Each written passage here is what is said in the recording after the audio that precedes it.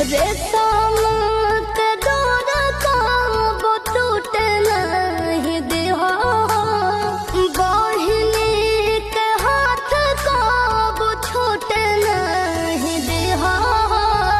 सुख दुख में सब दिन साथ रहबो हम गे, राम जी से मनबो बहिनी तोरे साथ जाम गे। तोरा खातिर करबो हम भैया, भाई वाला सभे बरत। तोरा खातिर करबो हम भैया, भाई